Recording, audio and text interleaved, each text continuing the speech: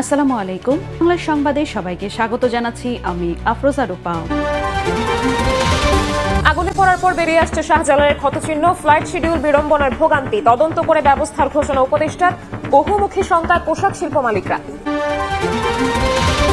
5 দাবিতে নতুন কর্মসূচি ঘোষণা জামায়াত ও সমমনা 8 দলের। 27 অক্টোবরের মধ্যে না মানলে আন্দোলনের হুঁশিয়ারি, পিআরকে রাজনৈতিক প্রতারণা আখ্যা এনসিপি নেতা নাহিদের। শাপলা প্রতীকে অনড় এনসিপি, ইসির বিরুদ্ধে স্বেচ্ছাচারী আচরণের অভিযোগ নেতাদের। নুরুল হুদার মতো পরিণতির হুঁশিয়ারি, বিধি অনুযায়ী সুযোগ দেখছে না কমিশন। সাভারে টিউশনি থেকে বাসায় ফেরার পথে বিউপি ছাত্রীকে সংঘবদ্ধ ধর্ষণ, বিচার দাবিতে মিরপুরে সড়ক আটকে বিক্ষোভ, গ্রেফতার আসামিকে 7 দিনের রিমান্ডে চায় পুলিশ। এবং 5% বাড়ি ভাড়া প্রত্যাখ্যান করে ভুখা মিছিল, পুলিশের বাধায় যাওয়া হলো না শিক্ষা ভবন, আন্দোলন চালিয়ে যাওয়ার ঘোষণা, এমপি ও শিক্ষক নেতাদের সঙ্গে আলোচনায় বিএনপি। একদিন পেরিয়ে গেলেও পুরোপুরি নেভানো যায়নি শাহজালাল বিমানবন্দরের কার্গো ভিলেজের আগুন। ফায়ার সার্ভিসের নিয়ন্ত্রণে থাকলেও এখনও বের হচ্ছে ধোঁয়া। রোববার কর্মদিবস শুরুর পর কার্গো সেকশন সংশ্লিষ্ট বিভিন্ন পেশাজীবীদের ভিড় বাড়ে। প্রত্যক্ষদর্শীরা অভিযোগ করেন, সংশ্লিষ্ট কর্তৃপক্ষের নিয়মের বেড়াজালের কারণে আগুন নেভানোর কাজ শুরু করতে দেরি হয়। বেসামরিক বিমান পরিবহন উপদেষ্টা জানান, সব অভিযোগ আমলে নিয়ে তদন্ত করা হচ্ছে। আগুনের ভয়াবহতা অনেকবারই দেখেছে বাংলাদেশ। সবশেষ আগুনে পড়ল হযরত শাহজালাল আন্তর্জাতিক বিমানবন্দরের কার্গো সেকশন। আমদানি করা পণ্যের বিশাল মজুদে আগুন লাগে শনিবার দুপুরে। লেলিহান শিখার নিয়ন্ত্রণ আসে 7 ঘন্টায়, আর পুরোপুরি নেভাতে সময় লাগছে 24 ঘন্টারও বেশি। প্রত্যক্ষদর্শীরা বলছেন, আগুনের সূত্রপাত কার্গো সেকশনের আমদানি অংশের কুরিয়ার শাখা থেকে। উত্তর অংশের এই আগুন ছড়িয়ে যায় দক্ষিণ দিকেও, ছাই হয়ে যায় মজুদ সব আমদানি পণ্য। এই মুহূর্তে কি অনুমতি দরকার আমার হাজার হাজার কোটি সম্পদ ফিরে যাচ্ছে গা। আমার ইম্পোর্টার বাড়ি দেন, আমাদের বাড়ি দেন, সরকারি সম্পদ বিল্ডিং গুলো এদিকে ফুটতেছে, এগুলো রক্ষা করার তাদের দায়িত্ব, আমাদের সকলে দায়িত্ব, কিন্তু আমরা ঢুকতে দিচ্ছে না। আগুন লাগলে অনুমোদনের কি আছে ভাই? এমনি দেওয়া যায়। আর এই জায়গার যে দুরবস্থা কুরিয়ারের ভিতরে, এটা যদি আপনারা সুস্থ ভালো থাকতে আসতেন তাহলে দেখতেন আপনার জায়গার কি অবস্থা। একটা লোক সুস্থ হয়ে যাইতে পারবো না ভাই। সরকারের কোনের চেয়ে ভাই আমরা এই জায়গায় খারাপ ভাবে কাজ করি, কিন্তু এটার একমাত্র দায় হলো সিভিল এভিয়েশন এবং বিমান। ওটা ফায়ার সার্ভিস বা অন্যান্য সংস্থা যদি করতো যে না এটা পুরোপুরি সমস্যা নাই, ওই দিক দিয়ে আমরা বাঁচাই। কিন্তু যখনই গাড়িগুলো আসছে, সিভিল এভিয়েশনের অনুমতি লাগছে, অনুমতি লাগার পরে তো একটু লেট হয়েছে, তখন আস্তে আস্তে সব করছে। এদিকে ঘটনার পর ফায়ার সার্ভিস সহ অন্যান্য বাহিনীও যোগ দেয় আগুন নেভানোর কাজে। তবে কার্গো সেকশন সংশ্লিষ্ট বিভিন্ন পেশাজীবীদের অভিযোগ, নিরাপত্তা এবং পাশের দোহাই দিয়ে ফায়ার সার্ভিসকে দীর্ঘক্ষণ অপেক্ষা করতে হয়। শনিবারের আগুন নেভানোর কাজ করতে গিয়ে সব বাহিনী মিলে আহত হন 29 জন। তাদের মধ্যে 15 জন সম্মিলিত সামরিক হাসপাতালে চিকিৎসাধীন। এছাড়া 14 জন আনসার সদস্য কুর্মিটোলা হাসপাতাল থেকে চিকিৎসা নিয়ে চলে গেছেন বলে জানিয়েছেন হাসপাতাল কর্তৃপক্ষ। এদিকে ঘটনাস্থল পরিদর্শন করে বেসামরিক বিমান পরিবহন উপদেষ্টা জানান, সব অভিযোগ আমলে নিয়ে তদন্ত করা হচ্ছে, নেওয়া হচ্ছে গোয়েন্দা সংস্থার সহায়তা। যত ধরনের অভিযোগ এসছে এটা আমলে নিয়ে আজকে যে আন্তঃমন্ত্রণালয়ের সভা হবে কিছুক্ষণ পরে, এখানে সকল বিষয় শুধু আমাদের না, অন্য মন্ত্রণালয় এবং গোয়েন্দা সংস্থার তথ্য বিশ্লেষণ করে আমাদের প্রয়োজনীয় সিদ্ধান্ত আমরা। ভয়াবহ আগুনে কার্গো সেকশনের আমদানি অংশ পুড়ে গেলেও রক্ষা পেয়েছে রপ্তানি অবকাঠামো। এখনো পুরোপুরি স্বাভাবিক ছন্দে ফেরেনি শাহজালাল বিমানবন্দরের ফ্লাইট চলাচল। কোনো ফ্লাইট 16 ঘন্টারও বেশি সময় শিডিউল বিপর্যয়ে পড়ে। গত রাতে চীনগামী 2টি ফ্লাইটের যাত্রীরা এখনও ছাড়তে পারেনি ঢাকা। এছাড়া সকালের অনেক ফ্লাইট ঢাকা ছেড়েছে 2 থেকে 5 ঘন্টা দেরিতে। ফলে চরম ভোগান্তিতে বিদেশগামী যাত্রীরা। অনিশ্চয়তা তাড়া করছে ট্রানজিট যাত্রীদের।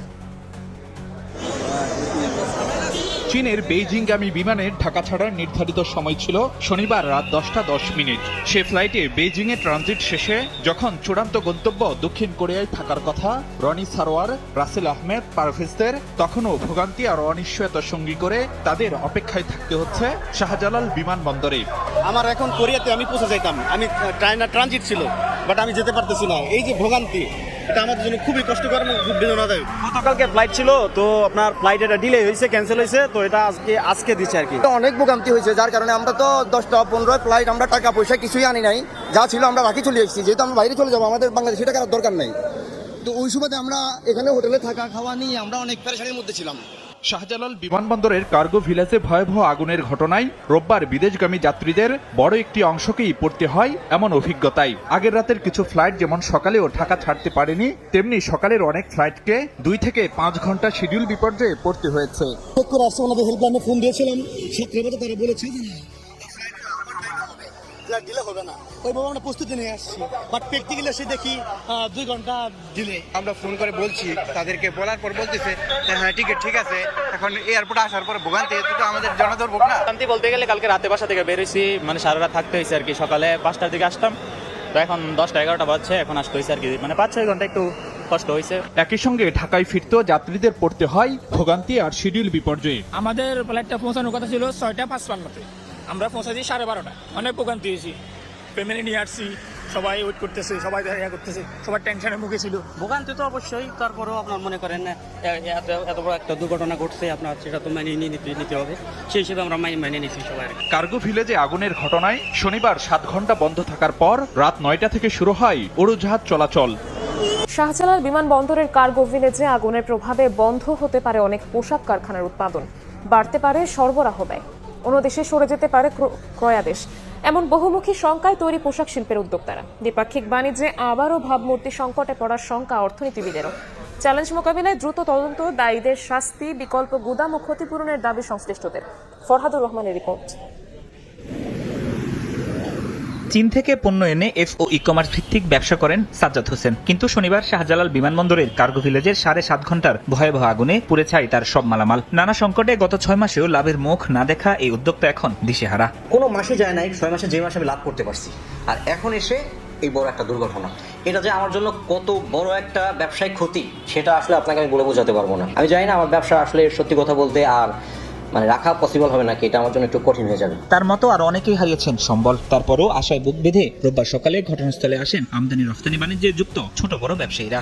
আমাদের এটা তো লেট শিপমেন্টের কারণে আমাদেরকে এই গুডসটা হয় এয়ার হবে, আর যদি না হয় আমাদের এটা ক্যান্সেল হয়ে যেতে পারে। আমাদের একটা নির্দিষ্ট বাইরে, ওরা তো ওনাদের রিকোয়ারমেন্ট অনুসারে মাল পাঠায়, সেই ক্ষেত্রে ওই মালটা ধর আমি পাইতেছি, এই মালটা পুনরায় বুকিং দিয়ে নিয়ে আসে, এমনকি এক্সপোর্ট করা, সেই ক্ষেত্রে এক্সপোর্টের একটা হ্যাম্পার হচ্ছে। কি পরিমাণ পণ্য পুড়েছে তার চেয়েও বহুগুণ ক্ষতির মুখে পড়ার শঙ্কা তৈরি পোশাক শিল্প মালিকদের। তারা বলছেন এতে ক্রেতাকে দেয়া প্রতিশ্রুতি রক্ষায় গুনতে হতে পারে মাসুল, বন্ধ হতে পারে অনেক কারখানার উৎপাদন, আবার ক্রয়াদেশ সরে যেতে পারে অন্য দেশে। সবচেয়ে বড় যে চ্যালেঞ্জটা ছিল যে আমাদের এখন সময় মতো রপ্তানি করতে, আমার শিপিং আটকে যাবে, আমার প্রোডাকশন মতো দেখতে হবে, আমার বসে ওয়ার্কারের কাছে দিতে হবে, এবং সবচেয়ে বড় কথা বায়ার হয়তো বা আর্জেন্সির জন্য গুডসগুলো ক্যান্সেল করে দিতে পারে, কারণ আমি তো অলরেডি লেট। দুপুরে ক্ষতিগ্রস্ত কার্গো ভিলেজ পরিদর্শন করেন পোশাক খাতের শীর্ষ সংগঠন বিজিএমইএ ও বিকেএমইএ এর প্রতিনিধি দল। একের পর এক ধাক্কা কাটাতে সরকারকে বিশেষ নজর দেওয়ার আহ্বান জানান তারা। এই ধরনের একটা পরিস্থিতিতে সরকারের সহযোগিতা ছাড়া কোনোভাবে আমাদের এগোনো সম্ভব না। আমাদের জায়গা নেই ইম্পোর্ট আসার, এইটাকে ফ্যাসিলিটেট করার জন্য বাণিজ্য উপদেষ্টা বলেছেন যে জায়গা টার্মিনাল 3-তে নতুন জায়গাতে জায়গা করে দেওয়া হবে। এ দুর্ঘটনায় বাংলাদেশ বড় ধরনের ভাবমূর্তি সংকটে পড়বে বলে মনে করেন অর্থনীতিবিদরা। ঘটনাটার মধ্য দিয়ে এটা কিন্তু একটা আন্তর্জাতিকভাবে ভাবমূর্তির একটা বড় ধরনের ক্ষুণ্ণ হয়েছে। অ্যাক্সিডেন্ট হতে পারে, কিন্তু সেটার কার্যকারণ যেরকম আমাদের উদ্ঘাটন করতে হবে, ভবিষ্যতে যাতে এ ধরনের না হয় সেটাও আমাদের নিশ্চিত করতে হবে।